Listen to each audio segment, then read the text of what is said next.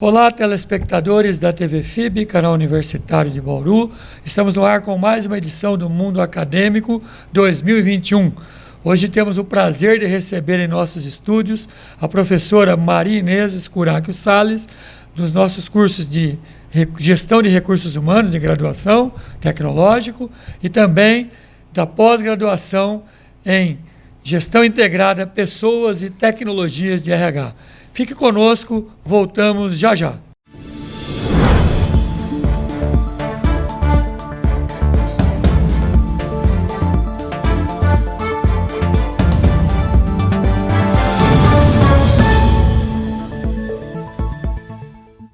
Estamos de volta com o Mundo Acadêmico, hoje recebendo a visita da professora Maria Inês Escuraquio Salles, dos cursos de Gestão de Recursos Humanos da FIB e também da pós-graduação de Gestão Integrada Pessoas e Tecnologias em Recursos Humanos. Maria Inês, obrigado pela sua presença aqui nos estúdios da TV FIB. Aliás, fazia muito tempo que você não vinha e faz falta, né? A gente trabalhar recursos humanos. E o tema que nós selecionamos hoje para você que está nos assistindo é treinamento e desenvolvimento e educação corporativa. Vamos entender um pouco melhor de treinamento, desenvolvimento e educação corporativa, que justamente é a expertise da professora Maria Inês aqui dentro do curso de Gestão de Recursos Humanos da FIB e também no curso de pós-graduação. Obrigado, Maria Inês, pela sua presença. Professor Carobino, é um prazer estar aqui com você hoje. Bom, Maria Inês, treinamento, desenvolvimento e educação corporativa, muito se fala isso dentro das empresas, muito se fala disso no coloquial, no dia a dia, aí, no âmbito das organizações. Mas aqui no âmbito acadêmico, e o mundo acadêmico tem esse objetivo, abrir, pormenorizar, né? O que vem a ser treinamento, o que vem a ser desenvolvimento e qual a contribuição da educação corporativa dentro desse treinamento e desenvolvimento. Gostaria que você esmiuçasse isso em termos de visão conceitual disso. Sim, nós sabemos que as empresas precisam sempre estar preparadas para esse mercado competitivo, cada vez mais competitivo que nós temos hoje. E neste sentido, para que as empresas estejam preparadas, as pessoas precisam estar preparadas. Então, a educação corporativa, ela é um processo de educação, né, nas organizações que busca desenvolver uma cultura de aprendizagem contínua para aquisição de quê? De competências vinculadas ao negócio, né? São competências que se desenvolvem para que se alcancem as estratégias empresariais. Então, sempre com foco na missão, na visão, nos objetivos e nas metas organizacionais. E treinamento e desenvolvimento, professora, existe uma diferenciação, uma distinção que a gente discute muito em sala de aula, né? Eu queria que você explicasse isso com exemplos mesmo, bem simples, para quem está nos assistindo. Sim, os dois, treinamento e desenvolvimento, fazem parte do processo de educação corporativa. Teoricamente, a gente diz que o treinamento ele tem o foco no desenvolvimento de habilidades, atitudes e de conhecimentos voltados ao trabalho atual do profissional, né? Então, ele é um trabalho de curto prazo e voltado a desenvolver o profissional para aquilo que ele vai fazer hoje. Já o desenvolvimento, nós dizemos que ele é um processo mais a longo prazo. Eu desenvolvo, eu preparo esse profissional para que ele siga uma carreira, que ele consiga desenvolver outras competências que ele vai usar ao longo da carreira. Por isso que se costuma dizer em sala de aula, conceitualmente, que você treina para o presente e você se desenvolve a pessoa para o futuro, para a sua carreira, né? Mas ainda existe dúvidas em relação a isso é treinamento ou isso é desenvolvimento? Ou não existe essa separação na prática? Se eu estou treinando ou se eu estou desenvolvendo aquela pessoa, ou eu posso fazer os dois ao mesmo tempo? Na verdade, Carobino, quando eu levo alguém para um processo de treinamento, mesmo que seja para desenvolver habilidades para o trabalho dele hoje para o trabalho dele atual, uma coisa de curto prazo, de qualquer forma, eu também estou desenvolvendo esse profissional. Porque quando eu tenho que trabalhar com ele alguns assuntos práticos para o dia a dia, ele também tem que ter uma visão mais ampla da empresa, de que por que aquele trabalho dele é importante, por que aquele treinamento é importante para o desenvolvimento de todo o trabalho e do negócio da empresa. Por exemplo, um vendedor. Uma empresa lança novos produtos no mercado. Então precisa treinar esses vendedores para o processo de venda, para aquilo que o produto possui, para ele poder realmente fazer a abordagem de venda, né? Então pode ser um treinamento, que a gente vai discutir daqui a pouco, presencial ou não presencial, etc. Mas, nesse exemplo que eu citei, eu posso estar treinando esses vendedores para os novos produtos que a empresa está lançando, atual, para aquilo que ele executa, e posso estar desenvolvendo habilidades dele, né, dentro do processo de vendas. Exatamente. Quando eu trago, por exemplo, um profissional de vendas para um processo de educação, quando eu estou explicando para eles, estou mostrando o produto novo, como ele se desenvolve, como é esse produto, os atributos do produto. Eu estou fazendo as características do produto, os benefícios que o produto tem para o cliente, que vai para o consumidor, eu estou treinando, mas ao mesmo tempo, enquanto eu desenvolvo habilidades de comunicação, quando nós fazemos simulações da venda do produto, ao mesmo tempo eu estou desenvolvendo esse profissional de uma maneira também comportamental. Isso é legal, porque surgem essas dúvidas, né? Será que eu posso treinar e desenvolver ao mesmo tempo? Posso, né? Eu posso, porque desenvolver é desenvolver competências para o futuro desse profissional, é isso? Sim. E quando eu treino, necessariamente, eu também estou desenvolvendo esse profissional, né? Quando eu treino, eu não consigo treinar apenas coisas técnicas. Eu tenho que aproveitar também esse momento para trabalhar componentes comportamentais. Na verdade, treinamento e desenvolvimento, educação é um processo, né? É um processo de conduzir as pessoas para uma modificação de comportamento.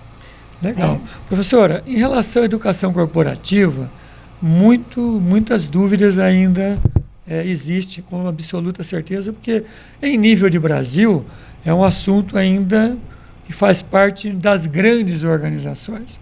As pequenas organizações ainda não utilizam-se da educação corporativa porque não tem ferramentas, não tem instrumentos, não tem investimento, né, para poder, por exemplo, criar uma universidade corporativa, que as grandes empresas investem muito fortemente nisso. Qual a sua opinião, uma opinião pessoal sua, sobre as universidades corporativas das grandes empresas? Poderia trazer isso para as pequenas empresas?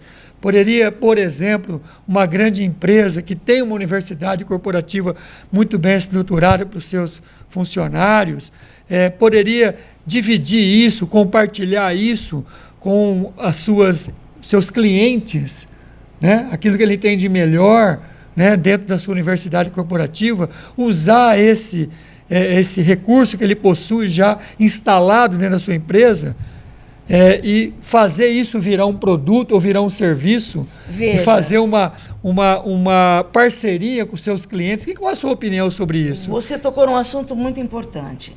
A educação corporativa, ela não é uma educação que é fechada ou direcionada apenas para os colaboradores, né? A essência da educação corporativa é que possam ser desenvolvidos os clientes, os fornecedores, além dos colaboradores e a sociedade de uma maneira geral, né? Muito embora o foco da educação corporativa, da universidade corporativa, ela seja o negócio da empresa, mas muitos módulos, muitos assuntos, eles são importantes de serem socializados, né? Para o fornecedor, com o fornecedor, com a sociedade. Veja bem, se eu sou uma grande empresa e eu estou desenvolvendo os meus profissionais, eu estou investindo em educação, eu invisto em novos produtos, em novas tecnologias, eu também me interessa, eu enquanto empresa, me interessa que o meu cliente também se desenvolva, porque o meu cliente é quem vai adquirir o meu produto. Me interessa que os meus fornecedores também se desenvolvam, porque se o meu fornecedor não se desenvolver e não conseguir competitividade no mercado, amanhã ou depois ele também deixa de ser o meu fornecedor. O meu cliente, se ele também não se desenvolver e ele não conseguir ficar no mercado, ele também pode deixar de ser o meu cliente. E a sociedade ao redor, a sociedade onde está instalada a empresa também, e às vezes até em nível regional, é importante que se desenvolva. Conheça as características regionais. Exatamente. E a empresa atue regionalmente com seus clientes em nível regional. Clientes, fornecedores e a sociedade em geral. E é interessante entender... Acaba sendo uma vitrine, né? Sim. Em nível regional. E né? depois, assim, é importante, não só uma vitrine, mas para que possa desenvolver mesmo essas pessoas. Se meu cliente quebra, ele não compra mais de mim. Se o meu fornecedor quebra, ele não vai ter mais como me fornecer. Então, é interessante que todos cresçam juntos. E uma outra coisa importante da universidade corporativa, que muita gente confunde, é que a universidade corporativa ela não é um espaço físico. Ela não é um prédio onde eu coloco o nome. Eu posso até ter uma instalação física onde eu desenvolva os programas para onde eu mande os meus profissionais para fazer esse treinamento, mas não é em si um espaço físico. Ele é um conceito de educação voltado ao negócio. Então, eu posso, por exemplo, dentro do meu programa de universidade corporativa, eu posso contratar, por exemplo, a FIB para desenvolver um determinado programa de um determinado assunto, de uma determinada competência, com foco nas necessidades da minha empresa. Então, é bom frisar que a universidade corporativa ela não é em si um espaço físico. É legal essa sua última colocação em relação a usar a estrutura de uma universidade corporativa, de uma grande empresa, para poder auxiliar a comunidade, vender os serviços que ele já tem estruturado para uma empresa que possua, uma empresa de menor porte, mas que tem essa demanda, essa necessidade desse produto. Por exemplo, de um curso de vendas para o seu grupo de vendedores. A universidade corporativa possui, por exemplo, estruturado. Ela pode vender isso para os seus clientes, ou vender, entre aspas, né, para o seu cliente. Né? Não especificamente, talvez, Carobino, cursos técnicos que ele tenha desenvolvido para a própria universidade. Mas nível geral, né? Em nível assuntos geral. Em nível Temas geral, gerais. assuntos de mercado, que possam desenvolver essas empresas. Exato. Não que não possa também pensar num determinado cliente e desenvolver alguma coisa para ele. Mas o foco é o desenvolvimento para as estratégias empresariais do negócio daquela determinada empresa. Normalmente, a educação corporativa ela é virtual, né? Na sua maioria, né?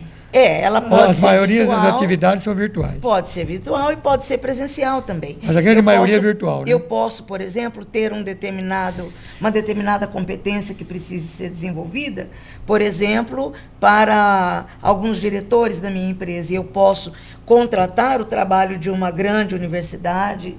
Desenvolver lideranças, por exemplo. Por exemplo, de uma grande universidade ou de uma consultoria renomada no mercado, mas sempre trazer para dentro da universidade. Não é o programa que a universidade tem pronto e nem que a consultoria tem pronto.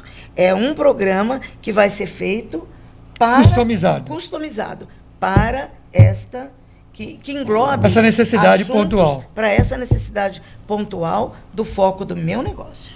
Ótimo, acho que ficou claro isso, né? Treinamento, desenvolvimento e a questão do que vem a ser e qual é o papel da universidade corporativa no mundo moderno para as organizações.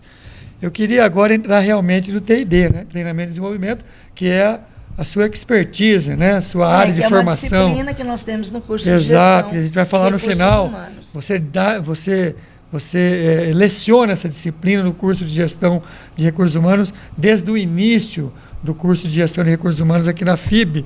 E você também, na prática, já trabalhou muito com treinamento e desenvolvimento em grandes empresas e como consultora também.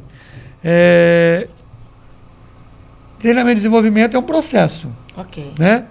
Então, eu queria saber de você como é que se executa esse processo. Né? Sabemos que tem etapas.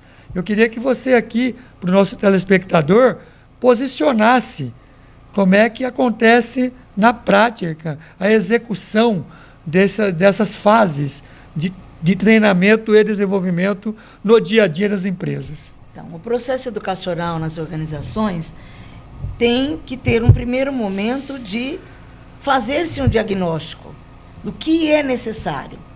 O que é que a empresa está precisando? Quais são os gaps? Quais são as lacunas? O que nós estamos conseguindo alcançar, o que não estamos? O que tem os meus profissionais de competências, o que não tem? Então, no primeiro momento, é feito um diagnóstico, né? E várias análises são feitas e vários instrumentos são utilizados para isso.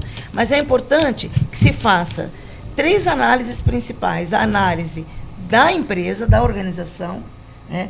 O que a empresa pretende, onde ela pretende chegar, qual é a sua missão, sua visão, seus valores, suas metas e objetivos, e quais são os números que nós estamos tendo como resposta do mercado, né? Com todo esse trabalho que a gente está fazendo. Então, faça uma análise organizacional, depois uma análise das tarefas e uma análise das pessoas, para verificar quais são os gaps, o que está faltando de competências nas pessoas para que a gente consiga alcançar os nossos objetivos.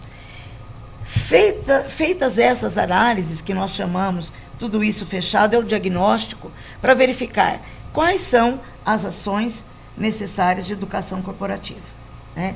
O importante é que dependendo dos instrumentos que são utilizados para essa análise, levantam-se muitos problemas. E alguns problemas, eles não vão poder ser resolvidos com treinamento e desenvolvimento. Por exemplo, se nesse diagnóstico percebe-se que há pessoas desmotivadas, né? E que essa desmotivação vem, por exemplo, em consequência da falta de um plano de benefícios. Eu não vou, então, montar um treinamento para isso. Eu vou ter que enviar esse problema para a área específica para verificar a possibilidade da estruturação ou da melhoria de um plano de benefícios. Aí entra a questão do RH estratégico, né? Eu quero que você comente também, aproveitando já aí o RH na função estratégica, de fazer o link com a direção geral da empresa. Sim. E levar as demandas. Nesse momento do levantamento das necessidades, surgem pontos que o RH não pode dar solução. Sim. Só treinando e desenvolvendo. Sim, né? Nós temos que levar ações que não são foco para treinamento. Não são foco para treinamento, mas são importantes ser levadas à liderança, às gerências, às diretorias específicas. Né? Não, eles são essenciais, não são só importantes. São essenciais, porque a partir do momento em que eu faço um diagnóstico, por exemplo, utilizando um dos instrumentos que podem ser utilizados, é uma pesquisa de clima. Quando eu faço uma pesquisa, eu tenho que levar a todos os colaboradores qual foi o resultado dessa pesquisa. Você dá o feedback. A partir do momento em que eles respondem, né, a uma pesquisa, a obrigação da empresa é dar o feedback sobre isso, sobre o que apareceu, quais são os gaps, quais são os problemas que foram por eles apontados. Estou dizendo aqui pesquisa de clima, que ela é apenas um dos instrumentos que pode ser utilizado. Mas a partir do momento em que eu faço um levantamento, eu tenho a obrigação de dar feedback aos colaboradores e de poder também socializar com os colaboradores. Tal problema, a empresa vai conseguir solucionar. A curto, a médio, a longo prazo. Tal problema demanda de uma solução conjunta, né, em parceria da empresa com os profissionais. Ou tal problema, os profissionais é que vão ter que solucionar. Porque nessa fase de levantamento de necessidade, derrama-se um monte de situações ali que não compete a treinamento e desenvolvimento. E é importante compreender também que até há um tempo atrás, a área de gestão de pessoas, ela ficava numa retaguarda dos assuntos da cúpula e daquilo que se resolvia, do planejamento estratégico da empresa. Hoje não. Hoje, a área de gestão de Participa. pessoas, ela tem que estar participando do planejamento estratégico para que possa, depois, desenvolver todo esse processo de educação corporativa. Porque tem que entender, né, os objetivos, as metas, né, os valores da empresa, para poder fazer chegar lá no colaborador. Né? Sim, e até aquilo que se pretende alcançar, quando se pensa no planejamento estratégico, né, qual é o meu plano, quais são as estratégias e onde eu quero chegar, né? Em que valores eu quero chegar, em que condições eu quero chegar, baseado em que princípios eu quero chegar. É importante que a área de gestão de pessoas esteja representada. Por quê? Porque eu também não posso fazer um planejamento irreal que eu não tenha um escopo, uma estrutura dentro das pessoas, né? Dentro dos meus recursos humanos. Perfeito. Bom, vamos voltar então à questão das fases, né? Do processo de T&D. Você falou do levantamento de necessidades, surgiu toda essa discussão aí que a gente abriu, né, na questão de que pode surgir um monte de fatores aí que tem que ser levado à diretoria, que treinamento não resolve. Sim. Continua para nós a questão depois de levantar a necessidade. Qual é o próximo passo? Definindo as necessidades que são de treinamento e desenvolvimento, então é feito todo o desenvolvimento de ações, de um programa de treinamento para ser oferecido para a organização. Isso quem faz são os analistas de recursos humanos na área de RH. Na área de gestão de pessoas. Então aí é o momento de se definir quais assuntos são importantes, quais competências precisam ser desenvolvidas e que metodologias e de que forma nós vamos fazer isso. Já nessa fase já. Já nessa fase do desenvolvimento. Levantou a necessidade e vai para o desenvolvimento. Vai desenvolver. Então, nós vamos fazer. Quais são as competências? São competências técnicas? São comportamentais? Vamos utilizar ações de treinamento e desenvolvimento presenciais? Ou vamos fazer online? Ou vamos fazer isso híbrido? Algumas coisas da mesma competência que precisa ser desenvolvida, ela vai ter uma parte presencial e uma parte online, né? Uma parte à distância. Então, é esse o momento de se definir como fazer. Isso é tudo feito no RH, na área de recursos humanos, Isso. ou é feito em parceria com os líderes das áreas? Então, uma coisa muito Como importante... é que funciona isso na prática? É que quando se faz o diagnóstico, e o diagnóstico não é uma coisa que é isolada e temporalmente, olha, eu vou fazer agora no começo do ano um diagnóstico. Hoje não é mais assim. Antes as empresas faziam, numa determinada época do ano, um diagnóstico e um programa para o ano todo, né? Mas as mudanças são muito constantes do mercado. A velocidade das mudanças. E das necessidades. Sim, também. Né? Mudam as necessidades, né? O mercado demanda outras coisas, então a empresa tem que se adaptar. Então, hoje também tem a grande tendência em treinamento e desenvolvimento, não é só que fique isso com os analistas, né? Cada líder de equipe, ele é responsável por levantar as necessidades pontuais da sua equipe. Ou seja, ele é um gestor de RH. E desenvolvimento. Cada líder de equipe. Ele é o gestor da sua equipe. Naquele local. Porque hoje a tendência também não é um RH centralizado na empresa. Muitas empresas ainda têm a área de treinamento centralizada na empresa. Sinalizado lá, a área de recursos humanos, gestão de pessoas. E mesmo assim, a área de treinamento e desenvolvimento. Mas, sim, um diagnóstico bem feito e que você possa ter parceiros externos para efetuar essas ações de educação corporativa. E às vezes a solução está na própria área, né, demandante, né? A própria área que demanda, ela pode estar saindo dela o treinamento, porque é ela que executa no dia a dia. O que você acha? Não, sim. E também, Carolina, é importante entender assim, há vários tipos de metodologia. Há metodologias para se desenvolver conceitos apenas e teorias. Há metodologias para desenvolver a prática. Né? Então, por exemplo, se eu vou fazer um trabalho que precise passar por meus profissionais conceitos, eu posso trabalhar com explanação oral, eu posso trabalhar com debates cruzados entre as pessoas, eu posso trabalhar com um brainstorming, com uma discussão. Agora, se eu preciso ensinar alguém a fazer um trabalho prático, né? Por exemplo, um novo programa que foi instalado. Eu preciso treinar essa pessoa para esse programa. Então, eu tenho outras metodologias. E é aquilo que a gente fala do treinamento in job ou on the job, né? Diretamente no trabalho. Podemos também, quando precisa ensinar a prática de algum serviço, algum processo, né? Ou de algum processo, eu posso fazer rodízios de cargos. Eu posso pegar um profissional aqui, rodiziá-lo para o outro cargo, para ele ir aprendendo em alguns determinados horários da carga horária total dele, enfim. Eu posso também fazer processos de delegações. Eu posso delegar, eu preciso desenvolver um profissional da minha equipe. Eu posso pegar alguma coisa do meu trabalho e delegar para que ele faça. Sempre, lógico, a delegação sempre continua sendo responsabilidade daquele que delega, né? Agora, se nós temos necessidades que as pessoas mudem de comportamento, uma palestra, por exemplo, ela pode fazer você pensar a respeito. Mas ela não é uma metodologia adequada para que você consiga mudar o comportamento das pessoas. Comportamento das pessoas, nós temos metodologias específicas como dinâmicas de grupo, como role-playing, como teatro, treinamento, que é uma metodologia fantástica para ser usada para desenvolver competências comportamentais. Pessoal, e assim estamos encerrando mais uma edição do Mundo Acadêmico.